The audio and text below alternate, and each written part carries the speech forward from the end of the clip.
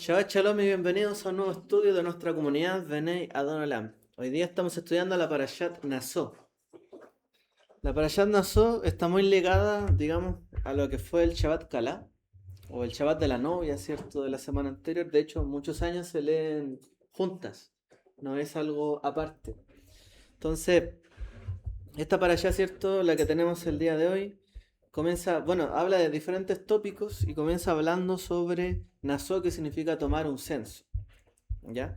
Y se refiere específicamente al censo que hubo sobre las familias levíticas de Gershón y Merari. Vamos a ver que no solamente habla de esto, ¿cierto? La parashá, sino de diversos temas, como por ejemplo el voto del Nazir o el Nazareo, que de ahí, ¿cierto?, deriva la lectura del Haftará, de la historia de Sansón o de Shimshon. Shimshon. La historia ahí de que leímos en Lucas, ¿cierto?, de Zacarías también. Y bueno, este mensaje, ¿cierto?, de Dios a través de sus malajim, sus ángeles. Bueno, una de las cosas también difíciles de comprender en esta parashá es el tema de la sotá, ¿cierto? La mujer sotá o la mujer bajo sospecha. Las aguas amargas. Ese es uno de los pasajes más difíciles de comprender. Yo les decía al inicio que esta porción se conecta mucho con la parashá anterior de Shabbat Kala, el Shabbat de la novia, que justamente ahora se habla de esta mujer que está bajo sospecha. O sea, pasamos de la novia a la mujer bajo sospecha. Es controversial porque en la actualidad la mujer se vuelve, pero el hombre no. Claro, claro. ¿Por qué, cierto? Bueno, hay un tema acá. La sospecha de infidelidad hacia la esposa, sin que hubiera pruebas de por medio, era llevada, cierto, ante un sacerdote. Quizá una de las cosas que yo te podría contestar en base a esto, que efectivamente en mucho de esta época, o en gran parte, las mujeres no tenían una herencia. No tenían herencia, en general. Entonces, cuando una mujer, por ejemplo, tenía un hijo o quedaba embarazada y tenía un hijo de otra persona, inmediatamente la herencia de su esposo tenía que repartirse hacia alguien de otra familia. Y eso era un conflicto también, ¿cierto? Era un conflicto eh, para la familia de el que tenía la herencia o heredaba en el fondo la riqueza en ese tiempo. Eso era uno de los temas que hay aquí de por medio, entre otras cosas. Eh, entonces, la sola sospecha podría infringir el contrato, ¿cierto?, matrimonial, de que en el fondo la descendencia iba a ser de él, ahora podría ser de otra persona, incurriendo también en un desmedro económico incluso, en temas de herencia, bueno, entre otras cosas. Entonces, aquí se elaboraba una poción de aguas amargas mezclada con polvo de la tierra, del suelo, del tabernáculo, de las cenizas, una tinta de un pergamino que contenía maldiciones. Si era culpable, el agua le traía, ¿cierto?, una maldición física terrible, ¿cierto?, hacia su vientre, y si era inocente, saldría ileso y sería bendecida. No, se ponía en duda aquí la situación de la mujer. Bueno, ¿cómo podemos ver este ejemplo en el Brit Hadashah? Más que a referirnos al tema puntual, vamos a ver la figura. Porque la idea es que conectemos, ¿cierto?, la idea de esta mujer, la novia, ¿cierto?, del pueblo de Israel con el Eterno, con esta mujer. O ver en qué representa esto proféticamente. Ya no nos vamos a detener en lo puntual y puntilloso del mandamiento. Proféticamente, entendemos que Dios es el esposo de Israel, Israel es la novia.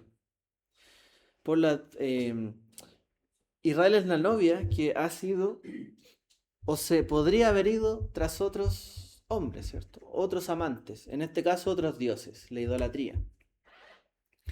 Bueno, si fuera esto cierto, toda la novia o todo el pueblo de Israel tendría que merecer beber las aguas amargas de la maldición por la infidelidad espiritual.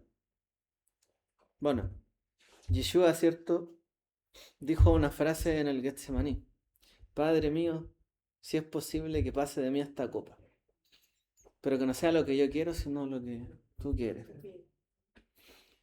Entonces eso podría ser una alusión clara, ¿cierto?, a estas aguas amargas, ¿cierto? Que él tuvo que probar, que era en el fondo la infidelidad, ¿cierto? Representada de su pueblo y que él estaba bebiendo.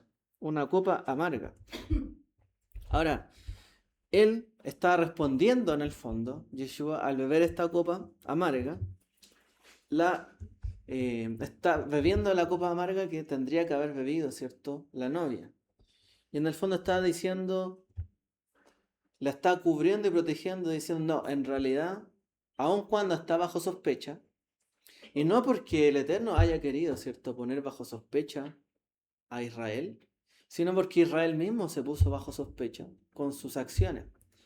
Y un poco va por aquí, ¿cierto? Porque si tenemos un marido celópata, ultra celópata, bueno, por cualquier cosa la va a exponer a algo como esto. Tampoco es que una mujer en ninguna época mereciera algo así. Pero si las acciones, ¿cierto?, expusieran eventualmente que podría tener una infidelidad, bueno, ahí podría haber una sospecha, pero bajo algunas pruebas, ¿cierto?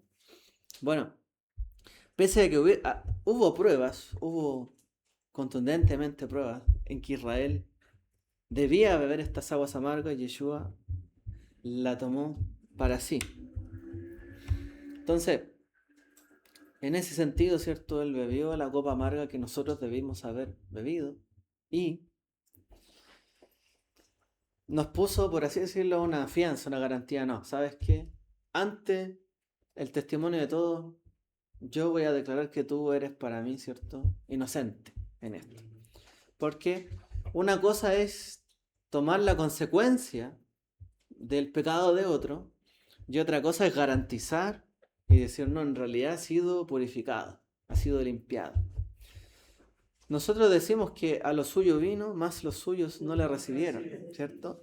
No quiere decir que él al haber bebido la copa amarga, inmediatamente todos quedaron purificados, sino que realmente los que recibieron el mensaje de la misión, a lo que vino, son quienes fueron purificados por su palabra y por, digamos, él cargando esta amargura.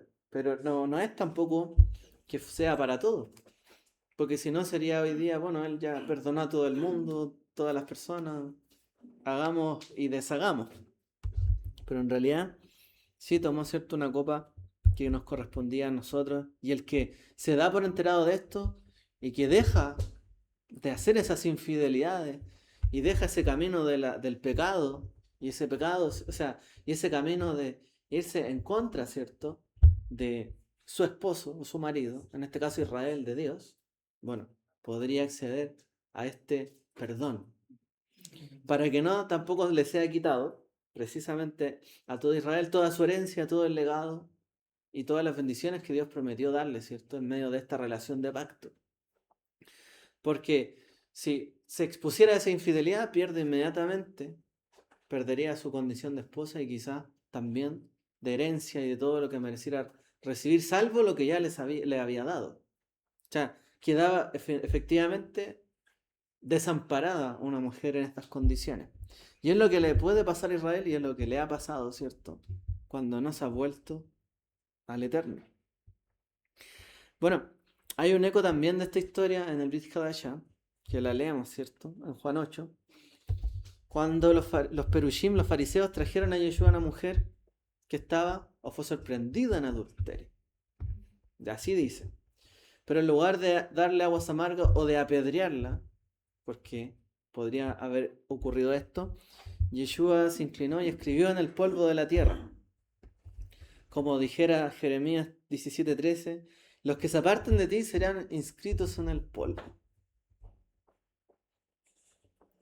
Ahí, de nuevo, ¿cierto?, hay una figura, porque estas aguas amargas también se mezclaban con el polvo de la tierra, ¿cierto?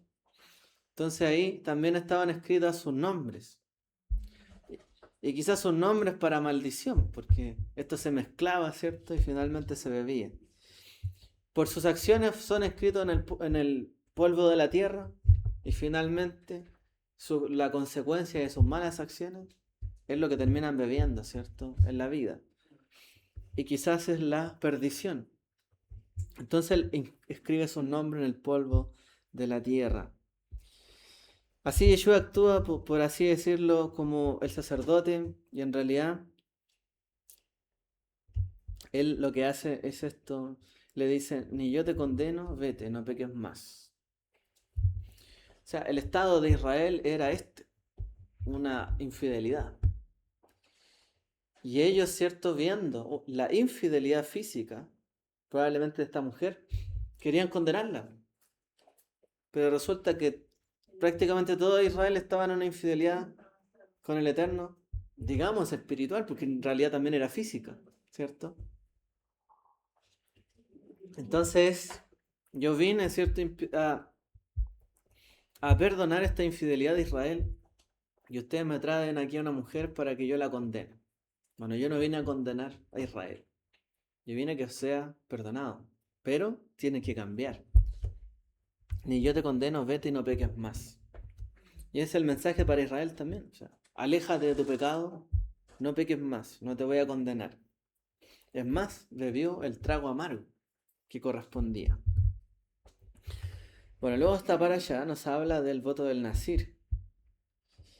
Y el voto del Nazir consagra una vida de compromiso, una vida, ¿cierto?, de un apartamiento, pero una santificación adicional. O sea, el Eterno preveyendo, ¿cierto?,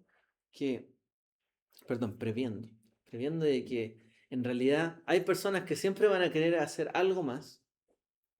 O sea, Dios nos pide esto y alguien siempre quiere hacer un poquito más de santidad, hacer algo más. Bueno, se introduce un voto voluntario, que es una separación para Dios, un poco más radical que el resto de las personas.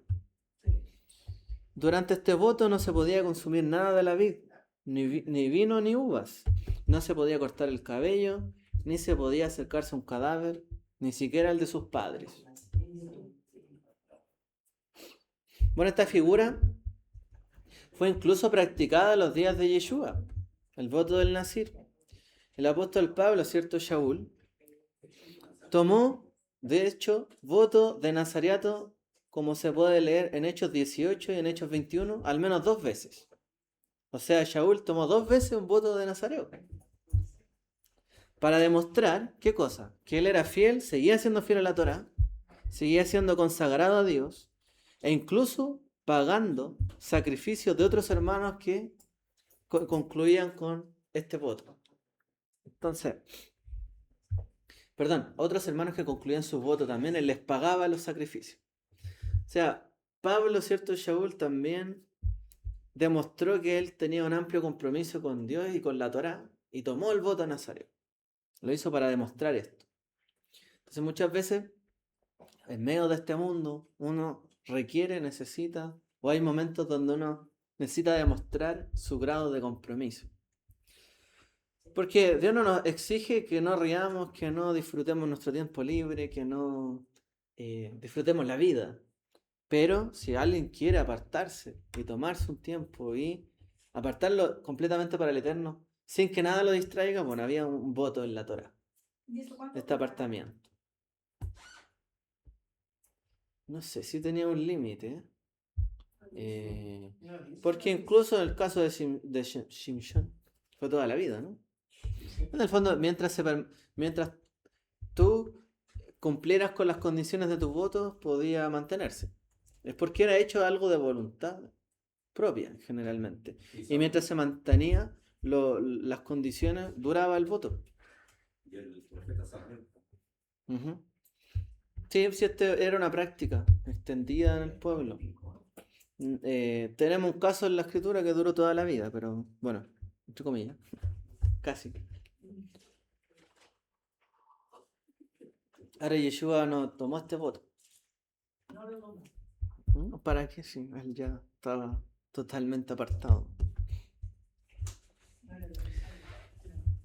El llamado actual es que hoy día no tenemos un templo, tampoco se puede completar este rito del Nazir dentro de la Torá, pero la escritura nos dice perfectamente lo siguiente: salid de en medio de ellos, apartaos, dice el Señor.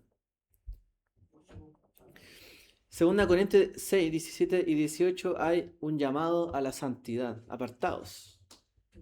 O sea, salgan del mundo, salgan de en medio de las personas. Al menos, ¿cierto? Nosotros tenemos que tener un compromiso para que en nuestro lugar o donde sea que estemos podamos apartarnos, ¿cierto?, del resto. Porque si bien estamos en el mundo, no somos del mundo. Esta frase, ¿cierto?, de que si bien estamos en el mundo, no somos del mundo, no es una frase nuestra, no es una frase de origen cristiano, es una frase de origen judía, que deriva, ¿cierto?, de la época en que los judíos estuvieron con sus instituciones fuera de Israel. Estaban en el mundo. Tuvieron que hacer sinagogas, lugares de reunión, lugares de estudio. Y mientras estaban en el mundo, o en Babilonia, por ejemplo, tenían que mantenerse no siendo parte de ellos. Estábamos entre ellos, pero no somos de ellos. ¿Y cuál es la forma en que se distinguieron? A través de estas instituciones, como lo fue el Beit HaKnesset, que es la sinagoga, o como lo fue el Beit Midrash, la escuela, ¿cierto?, la casa de estudios, entre otras. Entonces, los judíos siempre mantuvieron fuera de la tierra, aun cuando no estaban ahí en la tierra, estaban en el mundo, la dispersión, tratar de mantener, ¿cierto?, el compromiso con la Torá, renovar ese compromiso, donde sea que estuvieran en cualquier país, así como lo hicieron los judíos en Babilonia. Fue tanto su compromiso que la gran parte de la literatura oral del judaísmo, que es el Talmud, se inspiró en los judíos fuera de Israel, y no en los que estaban en Israel.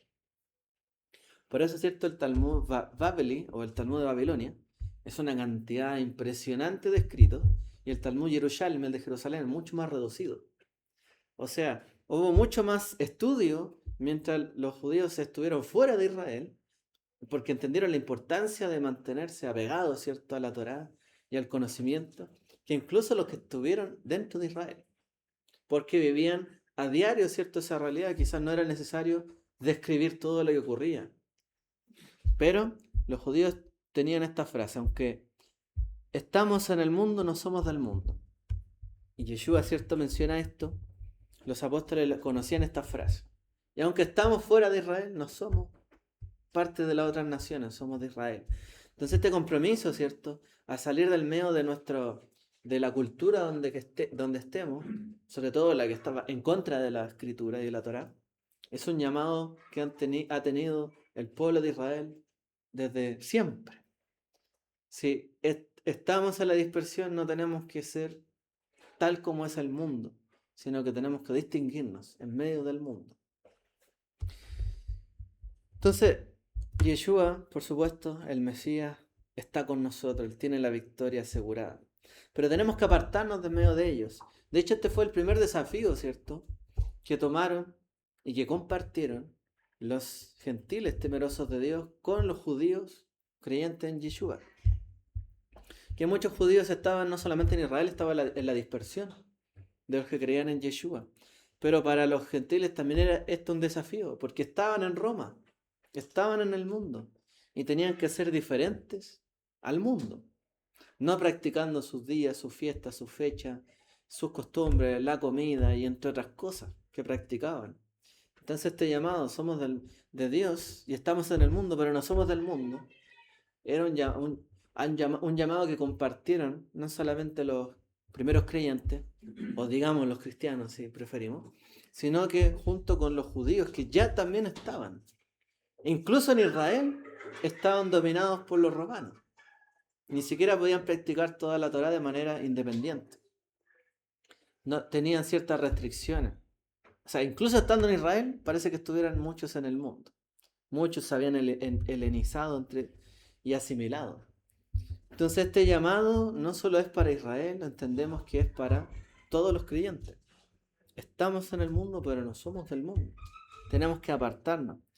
Entonces, el israelita, que vivía la realidad en Israel y decía: ¿sabes qué? Mis vecinos están muy buenos para tomar, muy buenos para el vino.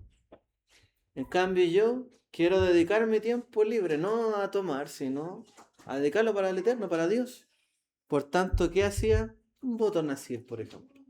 Y se apartaba. Esto podía ocurrir perfectamente en Israel.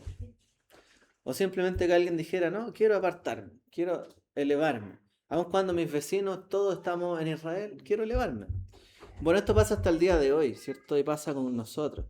Y también tenemos que entenderlo porque hay personas que de repente pasa que en medio de las congregaciones desean tener un tiempo más apartado, una santidad mayor.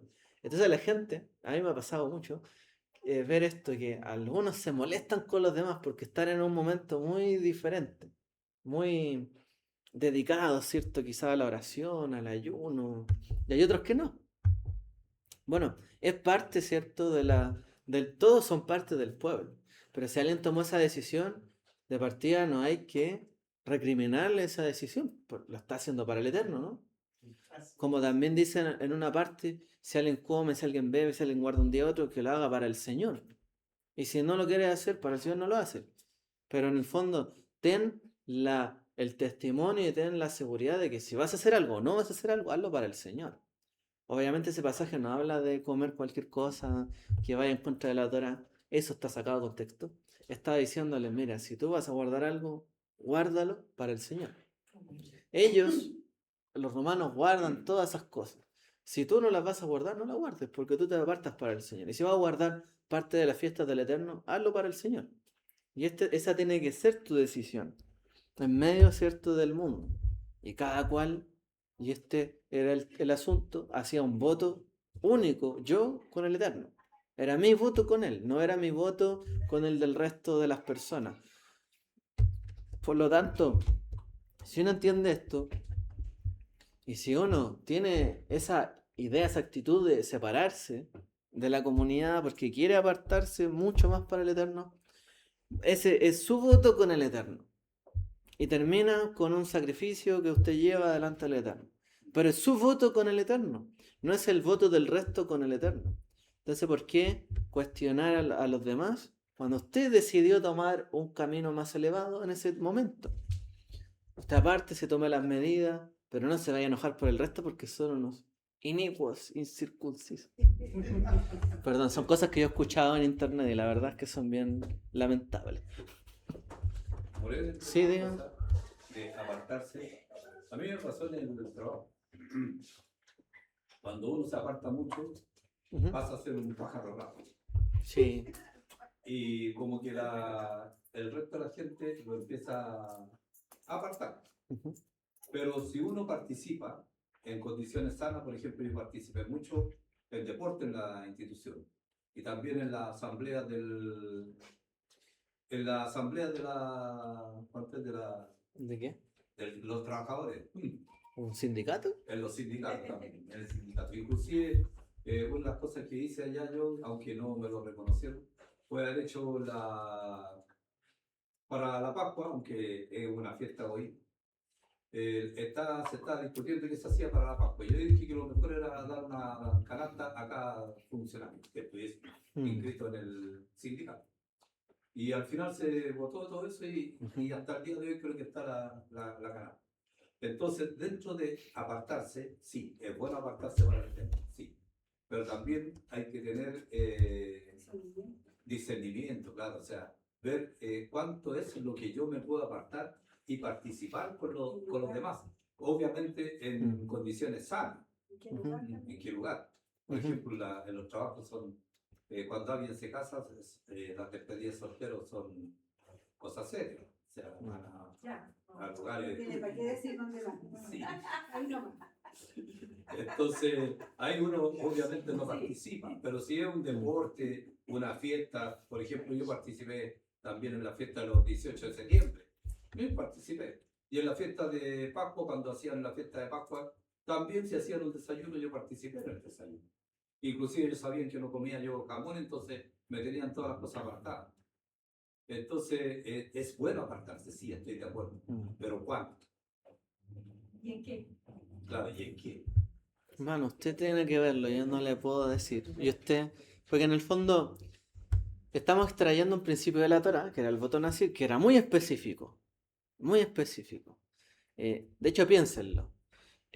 Habían cosechas en Shavuot, en Sukkot, en Pesach. Ya habían cosechas del vino también. Y en esas fechas la gente tomaba muchísimo. Bueno, alguien podría decidir en esa época, decir, pues toma un voto nazir.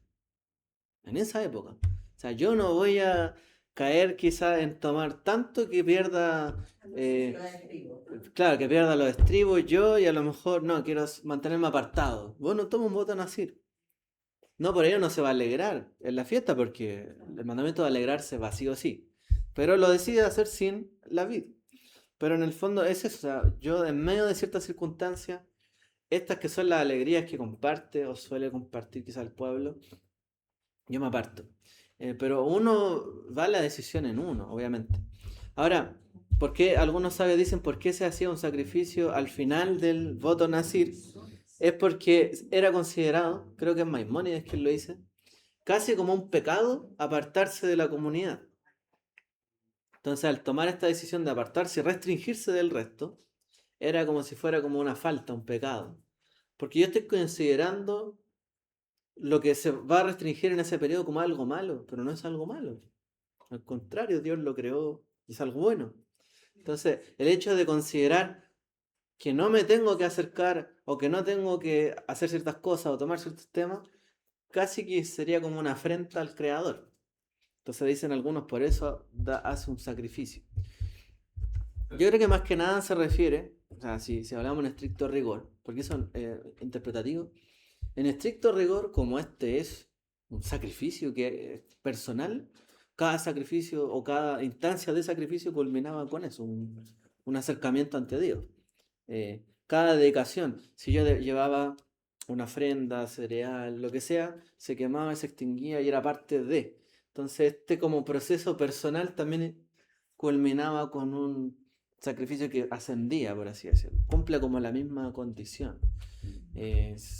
Si lo pensamos estrictamente en lo literal. Lo demás es como comentario. Yo lo decía por el hecho de que, como dijo mi señora, uno tiene que aplicar el discernimiento, porque si uno está imbuido en una sociedad, como decíamos delante, estamos en el mundo, pero no somos parte del mundo.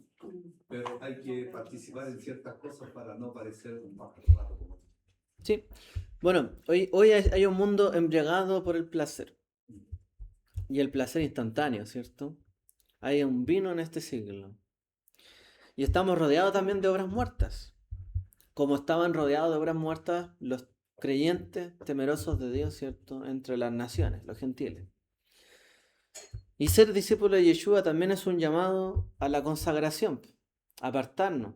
No os conforméis a este siglo, dice la Escritura, en lo cual hay disolución. Es fácil diluirse entre este siglo, entre las actitudes de este mundo. Por lo tanto, tiene que haber una intención de consagrarse, ¿cierto? En nuestra mente, en nuestro cuerpo y en nuestros apetitos y en nuestros impulsos. Obviamente eso, como usted bien dice, requiere de cada uno. Volvamos a nuestra figura. Shabbat Kalá, Shabbat de la novia tiene que ser restaurada. En primer lugar vimos, ¿cierto?, que para ser restaurada primero tiene que ser validada. Digamos, una novia que ya es desechada no tiene ninguna oportunidad de seguir siendo novia. Simplemente infiel, se le cerró la puerta, se acabó. ¿Qué hizo el novio? Tomó las aguas amargas. Luego nos pidió, porque esta parashá habla del voto Nazir, o sea, conságrate. Conságrate. Yo creo que cualquier persona que sabe que hizo algo malo y tiene que reconciliarse, sabe que tiene que hacer un esfuerzo mayor al que tenía antes para demostrar efectivamente el cambio. Porque si yo pido perdón, me arrepiento y sigo igual, no hay una demostración de un cambio real. Entonces este voto del Nazir podría ser, ¿cierto?, una herramienta para esta novia que está siendo restablecida en su condición. Bueno, mira, ¿sabes qué? Porque el Eterno no nos obliga. Y generalmente nunca nos obliga a algo. Pero sí nos advierte. Mira, aquí está. Bendición, maldición. Elige esto. Pasa esto, aquí y acá. Condiciones claras. Si como novia tomamos la decisión de apartarnos para Él, consagrarnos, mucho más de lo que quizás fuera el mínimo que Él nos pide, bueno, hay una demostración de un compromiso de la novia, ¿cierto?, en querer ser restaurada y efectivamente acercarse al novio. Y que haya una correcta relación y restauración, que sea incluso mejor que antes. Y después tenemos en esta parashá el Birkat Kohanim. la impartición del nombre y la paz, el shalom. Entonces inmediatamente después del voto del Nazareo, perdón, necesito terminar la idea. Dios le entrega, ¿cierto?, a Aarón y a sus hijos Birkat Kohanim, la bendición sacerdotal. Y estas, ¿cierto?, son 3 líneas importantes dentro de la escritura, que dicen: Adonai te bendiga y te guarde. Adonai haga resplandecer su rostro sobre ti y tenga de ti misericordia. Adonai alce su rostro sobre ti y ponga en ti shalom, paz. Entonces este mandamiento, porque es un mandamiento dentro de la Torá, bendecir a los hijos de Israel con estas palabras, concluye con esta promesa: y pondrán mi nombre sobre los hijos de Israel, yo los bendeciré. Si nos fijamos, ¿cierto?, una de las costumbres desde la antigüedad y quizás hasta el día de hoy, es que a la mujer se le empezaba a llamar por el nombre o el apellido de la familia del varón, ¿cierto? Usaba su nombre. Entonces, esta mujer que tiene que ser restaurada, restablecida, esta novia, tiene que ser llamada por el nombre de Dios, por el nombre del Eterno. Condición la cual había perdido, entre comillas, por su infidelidad. Entonces aquí el Eterno dice: mira, yo voy a asegurar que si efectivamente yo pongo la cara por ti, tomo las aguas amargas, tú demuestras que eres fiel, tomas tu compromiso.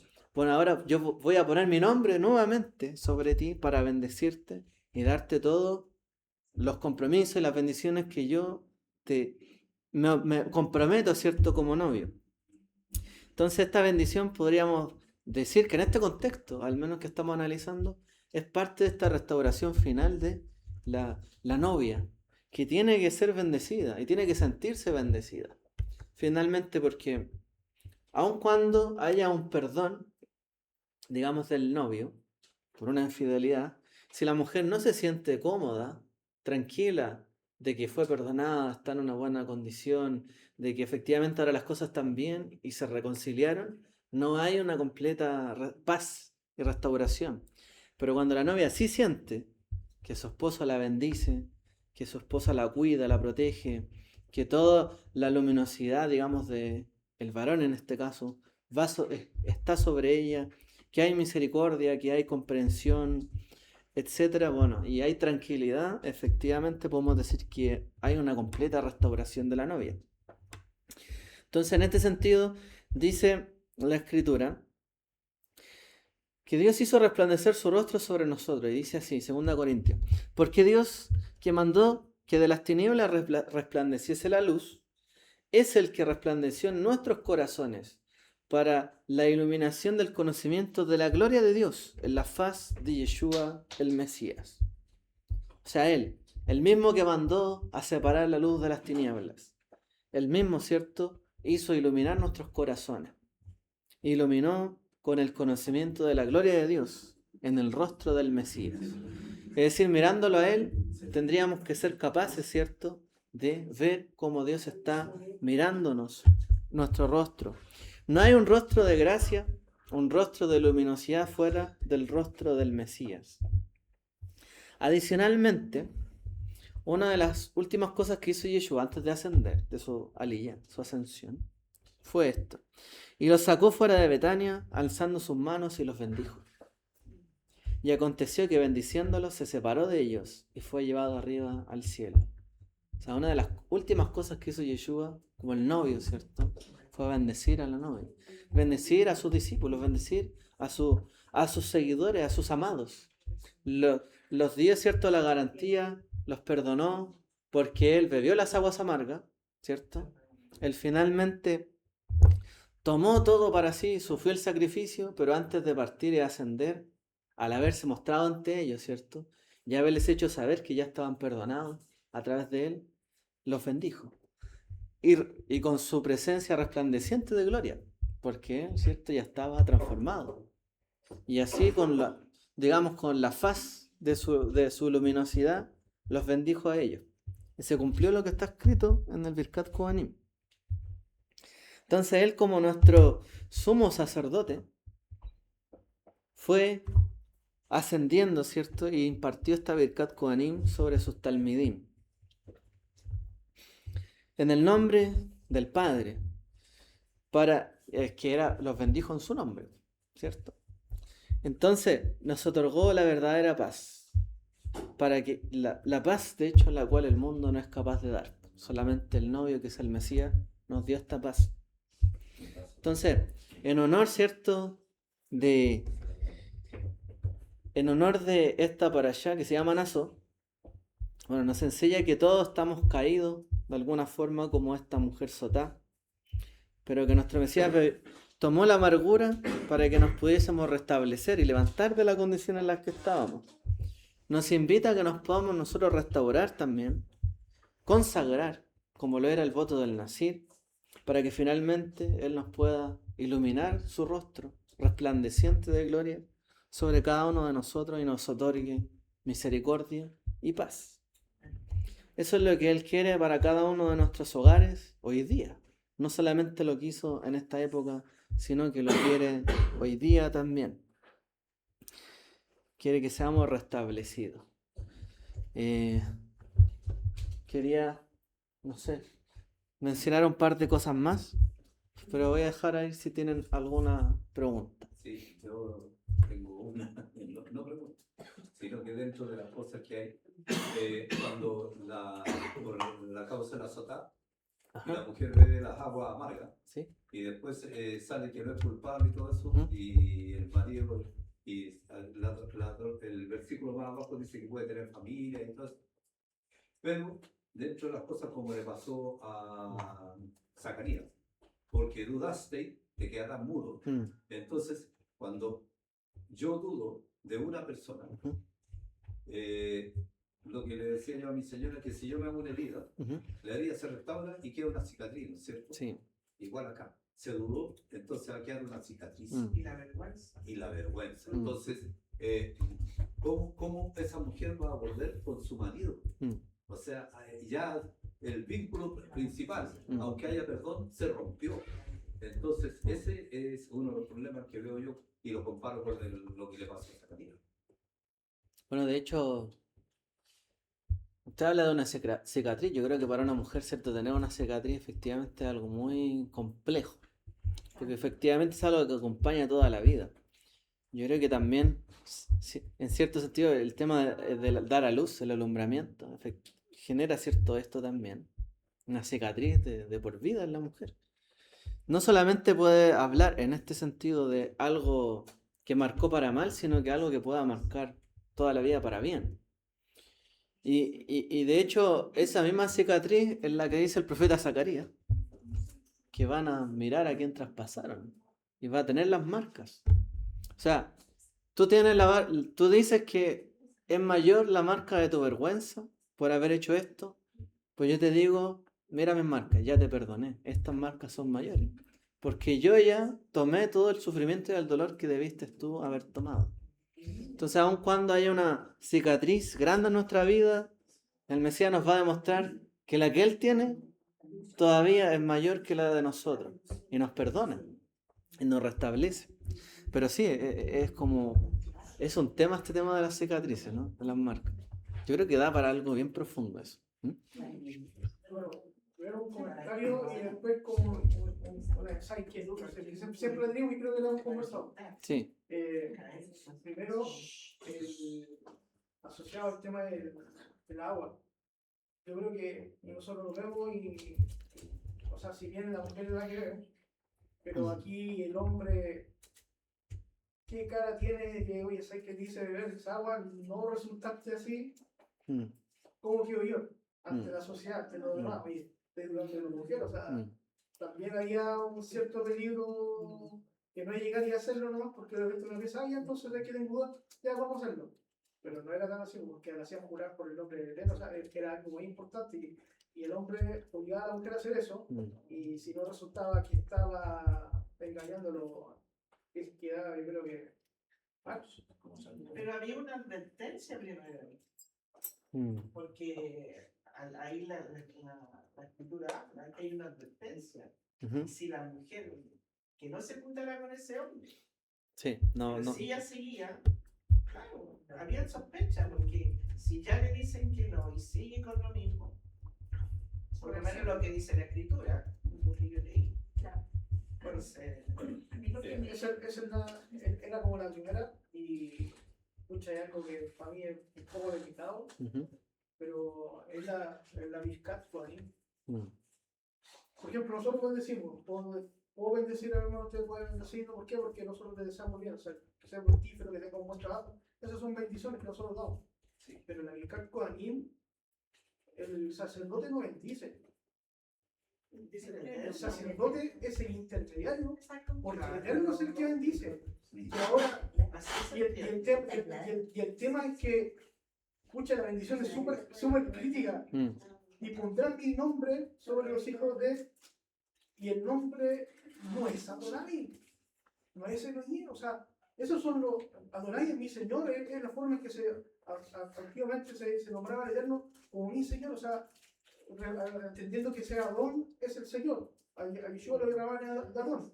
Mi Adonai es mi Señor que era reservado netamente para el Creador.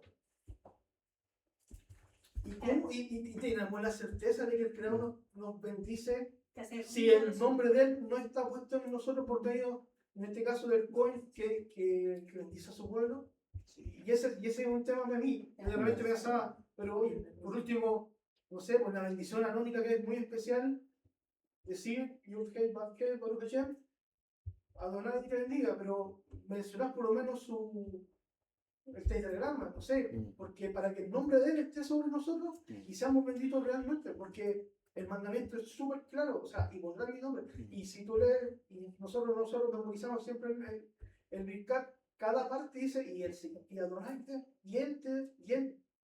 Solo lo recibimos como Por eso, lo que pasa es que una cosa es la fe, y otra cosa es como el Creador nos dice que tenemos que hacer las cosas. Y para que pase de esa forma, yo también digo, ya, ok, por fe tenemos que hacerlo, y por tradición, y porque no sabemos cómo es realmente, en este caso, la interpretación de su nombre, uno cree que es así, otro cree que es así, etc. Pero hay cosas que no le podéis cambiar y decir, no, que por fe voy a hacerlo. Porque son súper específicas. Creo yo, desde mi parecer, insisto, esa es mi opinión personal. Por eso es como un poco controversial Bueno, aquí en realidad lo que pasa es que todo esto se recibió por tradición, por herencia y legado. Y efectivamente el que bendecía al pueblo era el sacerdote. De partida, esa costumbre se sigue manteniendo hasta el día de hoy en Israel. La persona tiene que ser de línea sacerdotal para decir esta bendición. Por ejemplo, Cohen, o gente con apellido Cohen, tiene como la predilección dentro de esta bendición, efectivamente, porque a ellos les fue instruido. O sea, el mandamiento no es para todos, es para la tribu, ¿cierto? De Leví, la familia de... ¿Cómo se llama? Bueno, la familia de Leví y dentro de ellos, ¿cierto? Estos Kohanim. Este es el mandamiento hasta el día de hoy. Y nosotros por medio de Mashiach fuimos restaurados sacerdocio. Bueno, sí, pero es que voy hablando como por época. Yo pregunto. Que necesito llegar, o sea, como tú planteas el tema, hay una desconexión muy grande de aquí a 3.000 años, 5.000 años atrás, ¿cachai? Como mucho tiempo y mucha agua bajo el puente. Porque esta bendición efectivamente es muy antigua, de hecho, de los registros arqueológicos que hay, está escrito en piedra, en amuletos, y es muy antiguo. Efectivamente, esto es una oración muy antigua. Y está escrito el tetragrama, como tú bien lo mencionas. Pero es un mandamiento para los hijos de Leví, que bendijeran al pueblo. Ese es el mandamiento. O sea, si uno dice, pero aquí, es que ese es el mandamiento. Ya, luego, ¿cierto? Nosotros entendemos de que este tema del nombre, más allá de pronunciar, que efectivamente pronunciaban el nombre, el que conocían en la época, esto era parte, ¿cierto?, de el canal, como tú dices, de bendición, porque recibían los hijos de Israel. O sea, en el fondo, todo Israel está en orden, sacerdotes bendicen, yo bendigo al pueblo. Pero esto también se vio truncado muchas veces, porque no todo el tiempo los sacerdotes hicieron esto. El Talmud relata que qué nombres pronunciaban, en qué momentos, qué letras hacían. Como que hay toda una tradición de cómo se hacía en el momento, cómo se ponía la gente, etc. O qué hacía cuando escuchaba el nombre. Pero toda esa tradición en parte se fue perdiendo. Se fue perdiendo. Lo que nos llegó a nosotros, porque es lo que nos llegó, ¿te fijas tú? Es efectivamente que decimos nombre Adonai. Y de hecho al pueblo judío le llegó eso. Obviamente hay una desconexión a lo inicial. De hecho hoy día ni siquiera se sabe bien quiénes son la línea de los Kohanim. Pero nosotros creemos, como tú dices también, que hay una restauración del sacerdocio del Mesías. De hecho Él nos bendice. Él no era Kohanim, no era un Cohen, perdón. No era un Cohen. Si bien tenía un linaje de la línea de Leví, no era, ¿cierto?, un Cohen hecho y derecho. Pero aún así nos bendice en el nombre del Padre. Esa bendición que nosotros entendemos que Él nos da a través de su nombre, no es simplemente por pronunciar un nombre, porque alguien podría pronunciar el nombre y maldecir a alguien. De hecho, yo leí un montón de cosas ocultistas que usan las letras del nombre de Dios para hacer cosas de otra índole. Entonces, en el fondo, el canal de bendición funciona siempre y cuando las condiciones, ¿cierto?, que estén llevando a cabo esta bendición sean las indicadas. ¿Cuál es? Que el pueblo se reuniera, que los sacerdotes tuvieran esta intención, que anduvieran en purificación. Y todo eso producía que el Eterno bendijera y mostrara en el fondo esta bendición. Ahora, como nosotros dijimos, esta bendición, Birkat Kohanim, era el sello también de que Israel estaba fielmente sirviendo al Eterno, los sacerdotes lo estaban sirviendo, estaba todo el pueblo unido en fidelidad y Dios provocaba esta bendición a través de estas palabras, ¿cierto? Porque era el resultado de esa relación. Entonces, por mucho que alguien diga la bendición, hay unas condiciones que también tiene esta bendición para que el Eterno bendijera al pueblo. Porque por más que todo el mundo puede estar pecando y digamos la bendición, y a lo mejor la bendición está bloqueada, ¿cachai? Por eso los sabios explicaron que esta bendición, como tú bien dijiste, el sacerdote era una intermediación, un canal, para que la bendición de Dios pudiera recaer sobre el pueblo. Pero eso no solamente dependía del sacerdote, sino del pueblo. Porque el pueblo en muchas épocas estuvo en delito, en pecado, en tantas cosas, y aunque el sacerdote los bendijeran, el Eterno ya los había muchas veces apartado. No me sirven sus sacrificios, ¿a qué están presentando? Entonces, este es el resultado de todo aquello. Yo creo que eso es tanto y quizás más relevante que solamente el tema de la fórmula o de las palabras. Porque también lo que tú dices está totalmente de acuerdo. Y de hecho había unas posiciones que bendecían, que ponían sus manos. Todo eso es lo que nos cuenta la tradición y se decía el nombre. Y se decía el nombre, efectivamente. No era que no se decía. Yo creo que hoy día primó la tradición de no mencionar el nombre que de mencionarla, porque en el fondo dentro del pueblo judío jamás ha habido como un movimiento de nuevamente establecer cuál era el nombre y de pronunciarlo. No se estila. No se estila porque está más fuerte eso del no hacerlo vano que lo otro. Y es por lo que también podría tener sentido. O sea, el pueblo no está todo en santidad, en pureza, como para que expongamos esto. Ahora, es una forma de verlo. También podemos decir, no, pues esto necesita ser restaurado. Efectivamente. Y tiene que ser restaurado. Pero yo creo que la forma en que nosotros podemos aportar a eso, efectivamente, es que vivamos una vida consagrada. Dejemos que el flujo de la bendición de Dios, cada vez que se pronuncia la bendición, llegue, ¿cierto?, a las personas. Hoy día es tan tradicional que se bendice hasta en la familia, los hijos bendicen los padres a los hijos. Se salió del contexto quizá original. Pero todo esto tiene que ver con el estilo de vida y el estilo de vida de Israel que cumple con esto ante el Creador. Yo creo que hay muchas fórmulas dentro de la Torá que efectivamente necesitan ser restablecidas. Y eso es real. La Escritura habla de que el que invoca el nombre será salvo, invocarán mi nombre. Pero más allá de conocer textualmente el nombre, que debiese ser también parte de esta profecía, es que las personas hagan de acuerdo a conocer a esa persona. Yo puedo decir que conozco a alguien que se llama Carlos, pero de ahí a realmente conocer quién es Carlos es diferente. Entonces, realmente lo que Dios quiere es que conozcamos quién es Él y cuál es su nombre, y el nombre tiene que ver con la relación que tenemos con Él, la cercanía. No quita el hecho del nombre, o sea, no estoy diciendo eso. Porque se puede hasta Por- convertir en un amuleto si es que está mal canalizado. Claro. Ahora, Sí, depende de cada persona. ¿ah? Sí, depende Sí, de cada uno. O sea, yo puedo tomar algo y puedo hacerlo malo. Pero eso no evita que los demás no lo hagan. ¿Cierto? O sea, yo claro. creo que no por eso no voy a hacerlo. O sea, Ah, claro. Por ejemplo, yo referente a ese mismo tema, porque yo también he escuchado que hay gente que dice todo esto. Está bien, yo creo que la gente, y hasta el día de hoy, la gente que es sincera en todo este camino de la Torá, a lo mejor guardan el Shabbat de una forma y otro dice, no, es que eso no se hace. Bueno, pero es que sabes que él lo está tratando de hacer de una manera de restablecer su relación con Dios. Yo no me meto ahí porque es como también parte de este tema del nazareo, del nazareato. Sabes que la gente está tratando de apartar su vida para acercarse al Creador y es su camino. Yo no voy a interrumpir ese camino, ni voy a decirle, no, estás mal con esto aquí y allá. Pero si lo vamos a hacer, lo tenemos que hacer con todo la honra, el respeto y el temor que se merece. Obviamente, cada cosa. Eh, por lo menos dentro del judaísmo, porque esto es lo que ya quedó como un sello dentro del judaísmo. Se estila que las personas partan de lo más literal o lo más básico, guardando todos los respetos extendidos. Por ejemplo, la misma sinagoga tiene que ser un lugar de respeto, donde no se grite, no sé, lugares no se corra, no se interrumpa.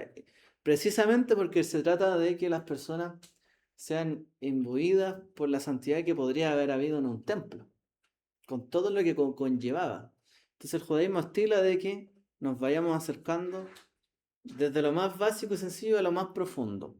Porque también he escuchado a gente que estudia mucho Torah, cabalista y tantas cosas, porque hay literatura donde pronuncian el nombre de Dios. De hecho, hasta dentro de la cábala lo usan un montón, ¿cierto? No es que esté como prohibido, sino como que se entiende que la gente como que alcanzó cierto nivel, empieza, digamos, a entender la profundidad de Dios y de su nombre. Ese es como el camino del judaísmo. Yo te lo digo porque también nosotros estamos en parte, digamos, cómo nos formamos nosotros, al menos como comunidad o nosotros como creyentes, venimos de esa línea, esa es la rama. Hay otra rama que puede ser mucho más restauradora, que diga, no, pues en realidad restauremos las cosas que estaban ahí, etc. Al menos no es nuestra línea en particular. Pero yo respeto eso, lo respeto, he leído y estudiado y he escuchado muchos estudios de gente que son nazareos, por ejemplo, nazarenos se llama, o de otras líneas que hablan de la restauración de estas cosas, del chabado, de la luna, un montón de cosas. Que está bien porque es parte de lo que es su línea, es su búsqueda. Nosotros estamos más imbuidos por el lado tradicionalista del judaísmo, porque esa es la verdad, o sea, uno también tiene que distinguir. Pero lo importante es que cada quien, como lo haga, que lo haga con el mayor respeto, el entendimiento de lo que significa. Yo no tengo problemas que alguien diga el nombre de Dios. Nunca he dicho a alguien no lo digas. O sea, jamás he dicho eso. Nunca, nadie. Y en algún momento quizás también hay personas que yo sé que son de acá o que estuvieron acá que también lo pronunciaban. O lo decían en la bendición coanítica. ¿Sabes que no hay ningún problema con eso? Yo no tengo problema. Lo que sí es que cada persona que lo haga con temor y temblor. Nada más que eso. Dado cierto lo importante que sabemos que es el nombre de Dios y lo que conlleva, y no pronunciar su nombre en vano. Al menos todo esto frente a alguien del pueblo, uno prefiere siempre mantenerlo en súper en respeto y en reserva, porque es lo que pasó. El contexto de la comunidad es esa, estuvieron judíos, tuvieron esa línea, y así nos mantenemos, para ser totalmente sincero. Es que, bueno, o sea, hablando sobre la función y la, o sea, la finalidad y la forma, que a un amigo le pasó de que se enfocó mucho en la forma de cómo tenía que hacer, como por ejemplo, la ceremonia del Shabbat y todas las cosas, hasta, ¿cómo se llama? La forma en que, no sé, se tenían que abrochar los zapatos, porque como que pueden como que abarca muchas cosas. Sí. La vida personal, pero al final lo terminó ofuscando y se terminó alejando todo. Porque al final la forma lo invadió tanto que lo sobresaturó y se perdió en la finalidad. Mira, yo de hecho, Mucha carga. yo tengo ciertas aprensiones con los que tienen precisamente una línea mucho más restauradora o de los temas ciertos escriturales de la Torá, mandamientos. Y es precisamente eso, porque creo que el enfoque en la forma, antes que en el fondo, es peligroso, sobre todo para la gente que no tiene el contexto adecuado.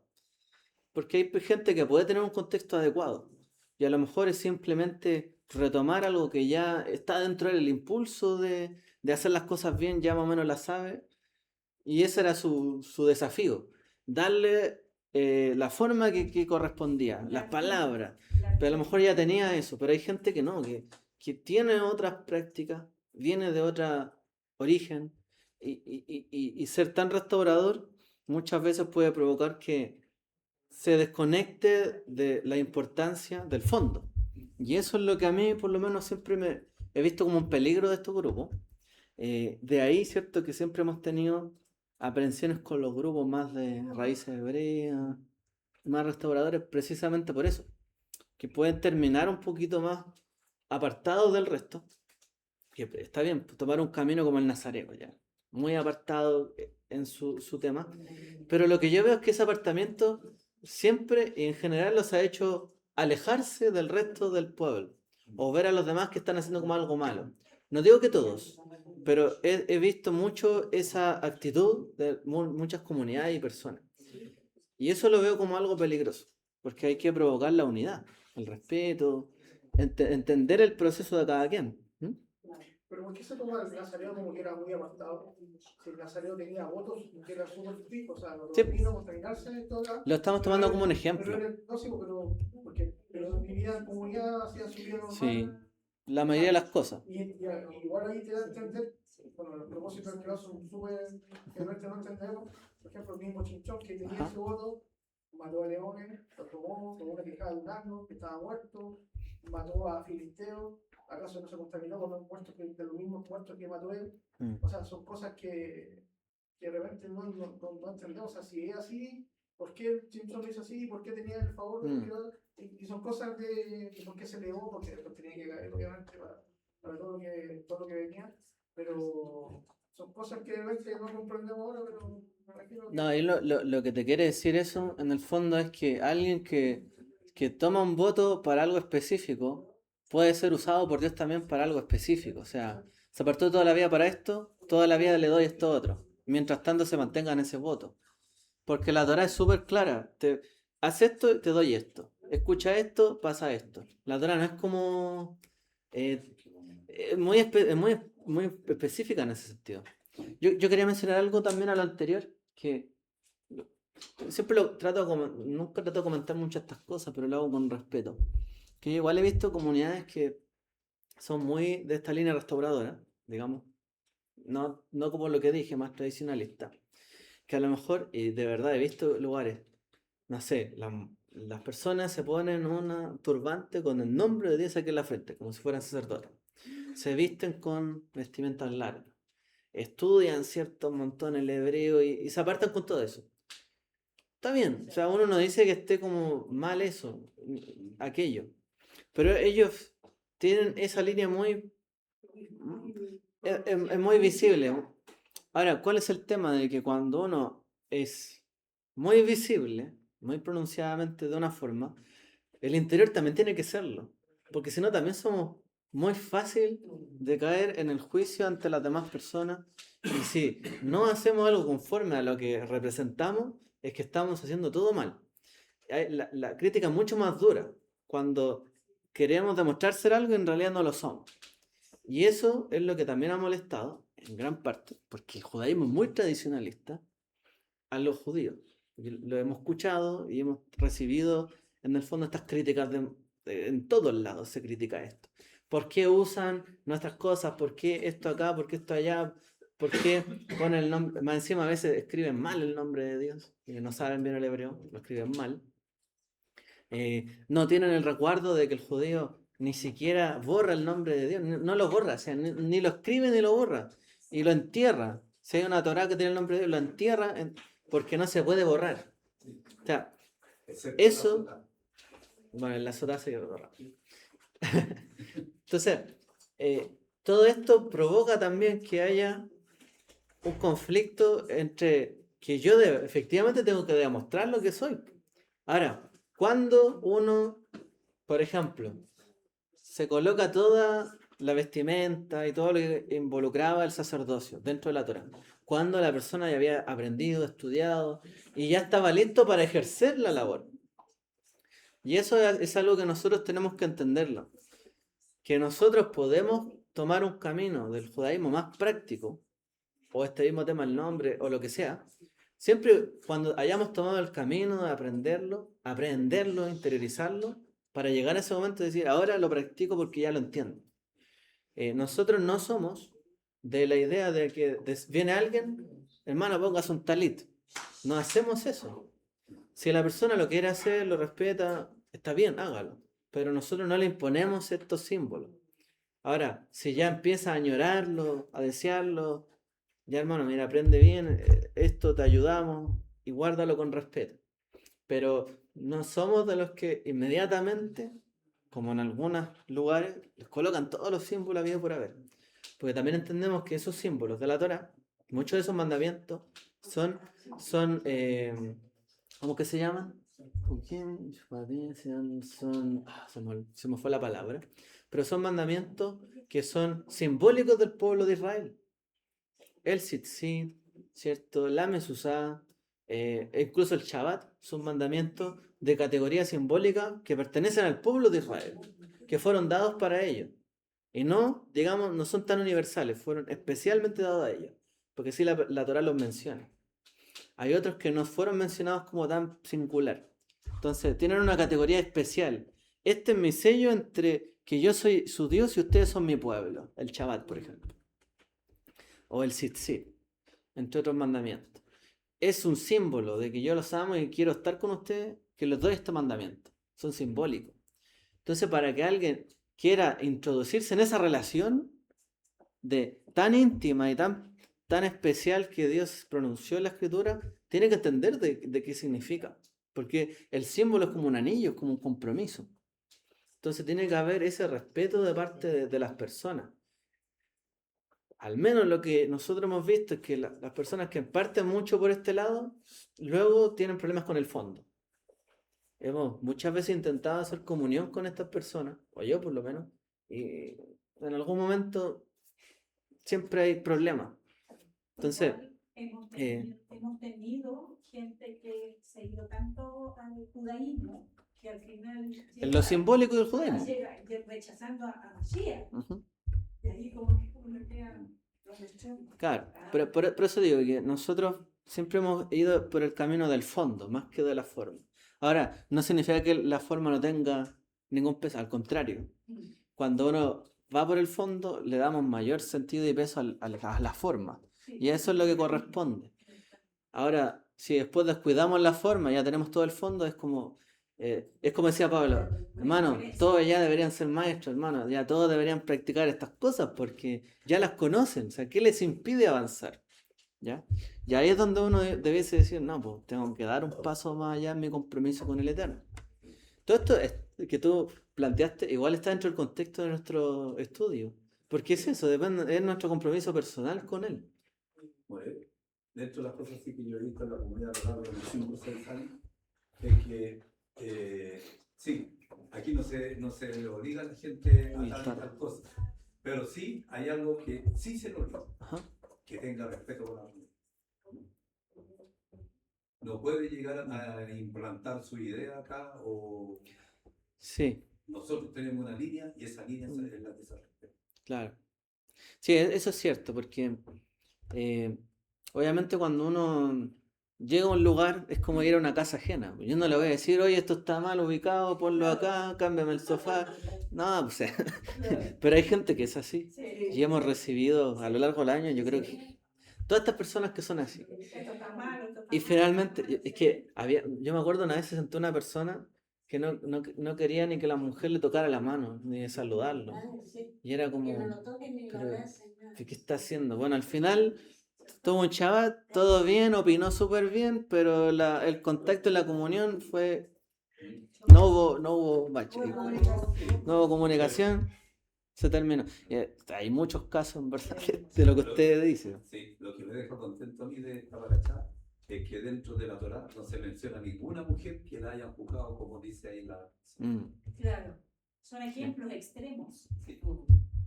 Así que, Yo creo que si hubo apedreamiento, sí. Apedreamiento. Sí, sí.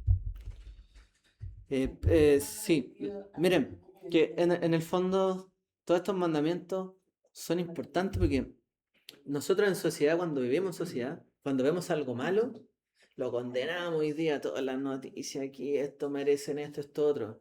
¿Y qué pasa si fuera su hijo o alguien cercano a usted que cae en eso?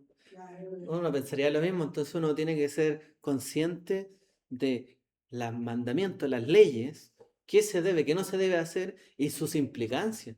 Y debe enseñarle a las personas esto, porque hay personas que a lo mejor están totalmente fuera de la sociedad, desechados, desterrados, en lugares donde realmente reina la violencia, el narcotráfico y quizás qué cosa, que nunca le enseñaron estas cosas. Uno podría entender gente bien mala, pero también puede decir, oye, hay gente que el contexto no ayudó en nada, empeoró todo. ¿Sabes qué? Como tenemos que cambiar esto. La Torá es lo que nos da ese entendimiento. Hay que tratar de cambiarlo. Y nosotros tenemos que cambiarlo.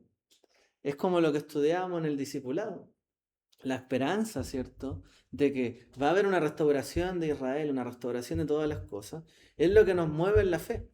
Yo sé que este es mi objetivo, pero como yo sé que este es mi objetivo, también tengo que dar testimonio en esta vida para llegar a aquello, ¿cierto? A ese objetivo. Entonces, yo sé que yo tengo que hacer las obras de Dios en este mundo, porque Él va a recompensar a aquel que mantenga el testimonio de Yeshua y guarde los mandamientos de Dios, como dice el libro de Revelaciones.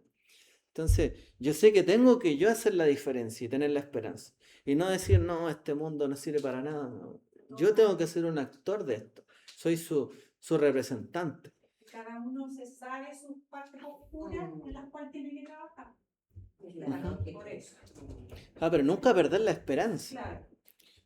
Pero en el mundo hay que castigar muchas cosas y hay que castigarlas. Uno tampoco puede ser blando con cosas que son terribles. Pero si uno no está dispuesto a que las cosas sean restauradas, restablecidas, también se nota. Porque hay sociedades que simplemente cuando hay problemas, ahí queda. Y nadie se preocupa de que eso mejore y se arregle. Ya esa sociedad no se está haciendo cargo de los problemas. Yo creo que aquí en Chile, lo que he visto mucho, cuando estuve en la universidad, hacían unos análisis sociales increíbles. Uno leía y veía la perspectiva de los estudiantes.